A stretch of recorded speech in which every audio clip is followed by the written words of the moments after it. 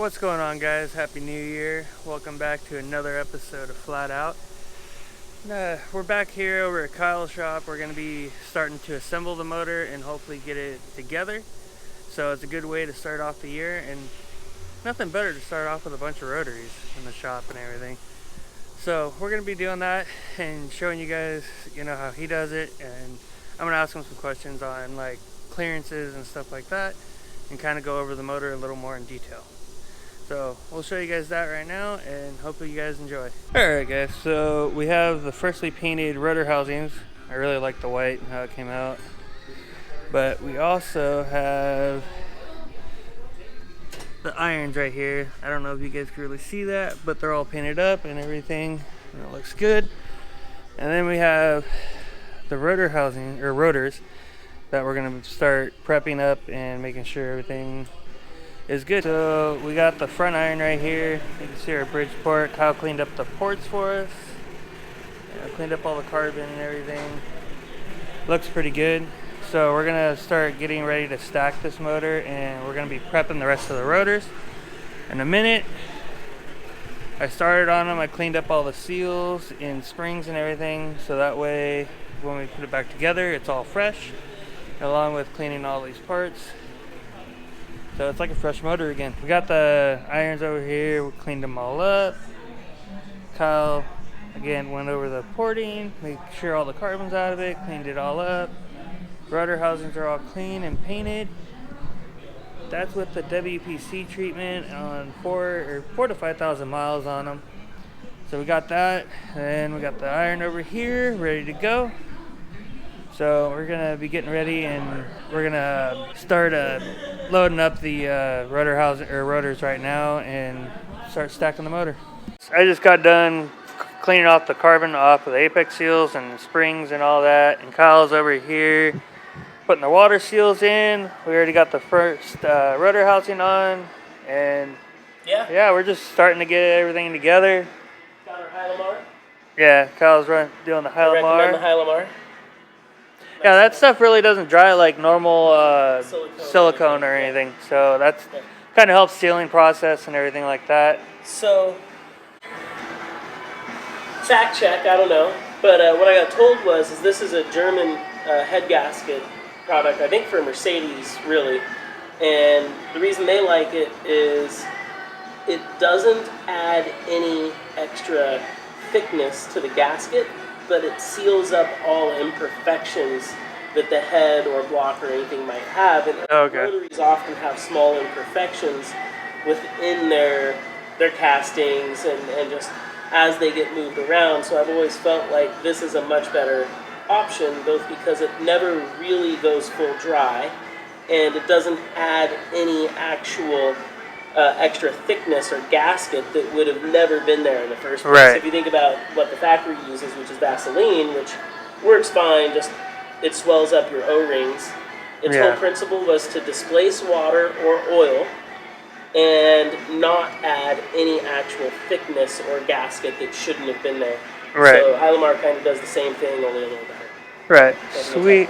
I've always had good luck with it, and then factory O-rings.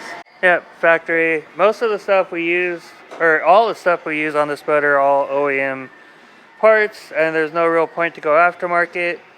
And I mean, some cases, some of the aftermarket apex seals and stuff like that end up chewing up the housings prematurely. Am I right on that? Yeah, and you can see, here you've got something with at least a few thousand miles on it. Yeah, and OEM, WPC treated, and it looks gorgeous still. Yeah, it still looks really good, so hopefully we can get a good life out of this motor and beat the crap out of it. We're trying again. Yeah.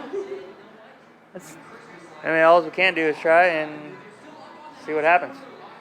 But alright, I'll bring you guys back in after getting a little more done on this motor. So we got the side seals measured out and clearance, so those are good to go. So we got both sides done, we got those parts clean. Got the first part of the stack going on, and then over here we have the front cover all painted, new seals. We got the center iron all cleaned up, the front or the rear iron, and got the E shaft right here that's all cleaned up, barely any wear on it. Got the other rotor housing. But yeah, so we're getting there. Slowly but surely, we're getting there. Kyle's been getting the rotors all loaded up. We got all of our oil scrapers and control rings. Yeah, the oil control rings, the scrapers, all that in there. So this one's pretty much ready to go, right? Yeah, this one's going to be going in. And I'm just using a little bit of blue grease, just so everybody knows what that is. It's not High Lamar. Yeah, it's just to hold grease. The side seals in. Yeah. RX-8s, due to their fitment, have a tendency to lose the seals during assembly if you're not doing something to hold them in there. And yeah. We were using a feeler gauge, both on the back side here, as well as your ends, to check the clearance and tolerance. And we ended up going with all new side seals. Yeah, so hopefully we won't have any issues like we did on, with compression like we did before. So we'll figure it out. Yeah, no warranty. Definitely send it though. All right, sounds good to me. I'm gonna be gluing the end of the apex seal so that way we can put it in. Because the half bridge, we got to reverse it so it could pop out. But Kyle already got the front rotor in along with the E shaft, and yeah. So now I'm gonna go to Kyle's gluing this one up real quick. Yeah, and just if you've got apex seals with loose corner pieces, whatever the reason, if you think about the factory ones, they come glued together just as an easier assembly, less likely to have the corner piece get pinched. Yeah. You don't want that. And also for the bridge, it makes it easier. Yeah, just any assembly. Yeah. That one looks mediocre at best. Let's see if I can do worse. We got the center iron on now. Now we got the rear rotor housing on. Looks really good, really clean. Oh, and we got, I think I already talked about the E-shaft in. But yeah, so we're getting there. Here's part of our notch for the bridge. So yeah, we're getting there. We got the rear rotor in. We're pretty much ready to go. We're just, we gotta put the apex seals in and springs and all that good stuff. But other than that, we're pretty much ready to go. And nice little refresh.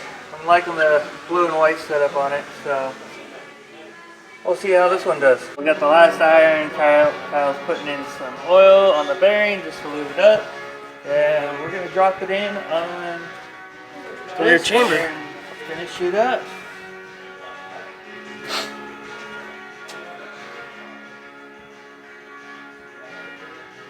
You're on video if you mess this up, so. There you go. Fonzied it. Sweet. So, we're stacked up. Looks now good. We gotta throw in Tension bolts. And then we're gonna flip it over and get on to finishing up the front end. Looks great. So we got the motor pretty much ready to go. The front's stacked together. We're just measuring shaft play, right? Front end play. Front end play. I mean, Shaft play, front end play. Don't But play yeah. with your shaft. Yeah, you can't play with the shaft too much. But yeah, so we're just pretty much trying to finish this up. We're almost there. Yep. So with the front end play, you've got your shim down in here underneath the counterweight, and that's basically how you're adjusting that front end play. Mazda has different shims available, so when a motor goes together, it's always wise to make sure your end play is correct. If there's a big variance in end play, that might be the sign that something has worn a lot or something has changed, or definitely look into that. And like lapping and stuff like that can has more so to do with actually the stationary gears, eccentric shaft, as much as anything. Okay. Yeah. Any real component change can definitely lead to what I would just say. Yeah. Make sure to check it. Right. You'd be surprised how much wear on this front stack can actually play a part of it. Oh yeah. Just your needle bearings and main thrust plate. Yeah. So you don't really think about the needle bearings. That's where yours with the WPC those? No, we didn't. Next time.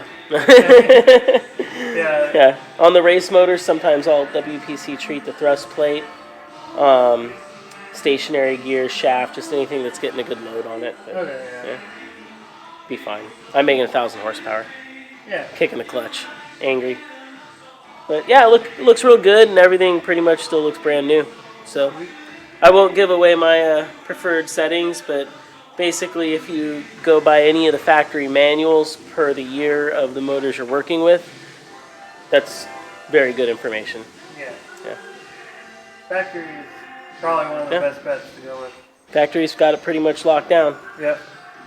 But alright guys, so we're gonna get back to doing this and yeah, hopefully get it done tonight and then we'll start putting it back in the car and setting it up. So we got the motor done and ready to go. We're gonna take it home and just start prepping everything else and getting it ready to go.